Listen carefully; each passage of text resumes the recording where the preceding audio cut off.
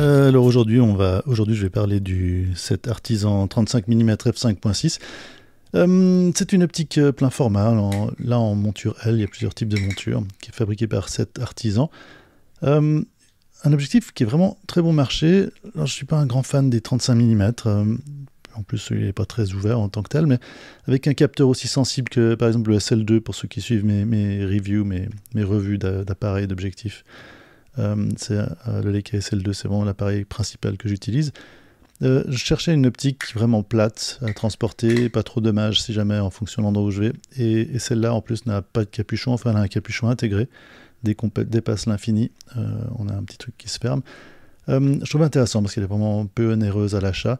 Et donc là, j'ai fait quelques tests avec depuis plusieurs mois. Je l'ai un petit peu partout avec moi. C'est facile à mettre de côté en plus des autres optiques qui sont plus imposantes. Mécaniquement, assez intéressant, le focus, c'est la distance de rotation pour le focus de 0,3 mètres à l'infini. Et c'est assez sensible. Mais par contre, on a un petit blocage à l'infini et ensuite il faut appuyer un peu plus pour qu'il y ait le couvercle. En fait, une optique que j'ai trouvée vraiment très pratique à l'utilisation, assez agréable. On ne peut pas changer l'ouverture du diaphragme, évidemment, comme on le voit. Mais allons voir les quelques exemples que j'ai à disposition. Donc cette lentille qui est vraiment toute petite, adaptée sur un SL2, donc là c'était monture L. On le voit déjà sur ces deux premiers clichés, un rendu extrêmement moderne pour une optique à ouverture fixe. On voit qu'il y a pas mal de vignettage. Donc ça c'est un des défauts de cette lentille, c'est très facilement corrigeable, mais ça donne un petit peu de caractère. Mais en tout cas, on voit qu'il y a un rendu qui est assez intéressant, pas mal de détails. On voit là sur cette image en zoom en fait d'une portion centrale. On voit le pigeon, on voit là on est en pleine résolution à droite sur un 47 mégapixels. Ça tient relativement bien la haute résolution de ce capteur. Même si on voit qu'on est un petit peu aux limites de l'optique, mais en tout cas assez neutre, pas beaucoup de caractère, un petit peu, mais très sympa à utiliser pour ces scènes, là, comme on le voit ici. Vu que c'est tellement compact comme optique, l'ergonomie est sympa. C'est vraiment une optique que j'ai envie de régulièrement utiliser, même pas forcément pour son rendu, mais pour sa fiabilité et surtout pour l'expérience, parce on y retourne. La simplicité de son interface notamment et les résultats constants, ça c'est clair. Là à nouveau des détails de Belgrade. On va peut-être voir aussi là, voilà, tac, deux autres images avec un plan un peu plus rapproché. Le rendu des couleurs est tout à fait correct. On a effectivement ce vignettage, mais qu'on pourrait corriger. Moi là je corrige rien, je fais vraiment juste la base luminosité, balance des couleurs. Ou à droite, on va juste regarder par rapport à la résolution à nouveau ce que je disais avant. Reprenons cette image de droite. Voilà. L'image de droite qui passe à gauche en zoom. Donc le plein zoom, on voit qu'on a vraiment du détail. Donc c'est pour moi qui aime bien les petits détails cachés dans des coins, qui n'utilisent pas forcément des grands angles. Là, c'est vraiment une optique qui me convient tout à fait. Qui fait des compromis là où il faut. C'est pas la plus belle optique que j'ai, c'est pas la moins bonne non plus. On voit qu'elle respecte tout à fait les 47 mégapixels de ce capteur. Et voilà, même 5.6 c'est pas super lumineux, mais c'est quand même suffisant. On va voir aussi après un petit peu par rapport au bokeh. En basse lumière, donc là sur ces deux images, là c'était une ancienne usine ou désaffectée. Je suis pas sûr que c'est une usine, enfin ça a l'air. J'ai pas vraiment réussi à trouver des documents sous un pont à Belgrade. Vous avez probablement vu passer ces images dans un serial précédent, mais on voit que même dans les lumières plus basses, le rendu des couleurs, c'est tout à fait acceptable avec un capteur moderne, cela va sans dire. La géométrie est pas extrêmement droite, faut le reconnaître, mais on voit qu'il y a un petit pincement en fait dans les verticales. Sur les côtés, notamment sur la deuxième image, on le voit un peu, mais c'est pas du tout, pas trop gênant en tout cas. À nouveau quelque chose qui est corrigeable.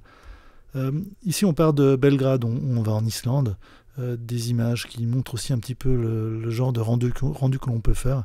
À nouveau je parlais de neutralité de cette optique, je la trouve relativement neutre en dehors de son vignettage. Rendu moderne aussi, un rendu des couleurs qui est tout à fait moderne. une image là un peu plus grande, un format paysage du port de Reykjavik. On a du détail, on a un rendu tout à fait loyal de la situation. Alors, je parlais un petit peu du bokeh avant. On va d'abord regarder, donc là, avec un peu plus de lumière au même endroit. Les contrastes sont bien gérés. On n'a pas trop de luisance ou de halo à ce niveau-là. Je crois pas que j'ai mis d'image avec un bokeh. Les bokehs sont pas les bokehs avec des flares. Les flares sont pas très intéressants, mais sont extrêmement rares. Donc voilà. C'est pas vraiment mon souci. Par contre, même avec le 5.6, voilà une idée là, avec ce cliché à droite, ça me donne une idée de ce qui se passe quand on a du bokeh avec quelque chose de très près de la lentille et une focale qui est plus loin. Alors, assez étonnant. Voilà. Mais c'est doux. Encore à gauche, là, il y a un détail de Reykjavik. Voilà, rendu, on voit à nouveau ce côté léger pincement, on le devine, mais pas gênant du tout. Ça donne un petit peu de caractère. Et à droite, là, c'est une image, donc à nouveau en basse lumière. Je vais voir un petit peu ce que ça donnait le 5.6, voir les contrastes, les flares potentiellement. Là, c'est avec des amis musiciens et photographes, avec un détail sur le DJ au Café Barine, un lieu que je ne peux que recommander si vous allez à Reykjavik pour aller danser. Super DJ. Voilà. Ça donne assez bien aussi en basse lumière, je trouve. Deux autres images, ouais. Une autre image qui est en fait un zoom malgré le grain pour donner une petite idée aussi du rendu. La problématique, c'est que même là, je suis à 6400 ISO, donc on pousse le grain sur ce SL2. On se rend compte qu'il y a le détail, mais alors évidemment, les vitesses ne seront pas très hautes. Là, je suis avec le stabilisateur optique au niveau du capteur et à 1/8 de seconde. Mais ça marche. Une optique un petit peu tout-terrain qui marche bien. Voilà, là c'est aussi des basses lumières, hein, un peu les mêmes paysages, c'est un autre moment ça. J'ai pas pris les photos, je fais à nouveau comme à chaque fois pendant plusieurs mois. J'expérimente avec l'équipement. Si on zoome dans cette image qui est en basse lumière, on voit que ce que je disais avant, la résolution de cette optique, si elle est relativement bien à ce 47 mégapixels, on voit les passants à droite, les détails sont respectés et le flair lumineux sur ces zones de haut contraste est assez bien contenu, c'est pas désagréable. Voilà. Deux dernières images en pleine lumière avec des hauts contrastes. À nouveau ce bokeh à gauche.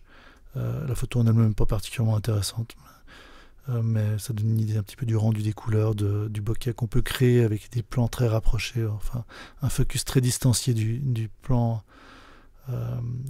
proximal, ou simplement une idée de l'ouverture du 35 mm au travers d'un hublot d'avion, une douceur, et là pour le coup avec un haut contraste, un peu de diffusion, mais à nouveau ce bokeh, on voit avec le hublot au premier plan.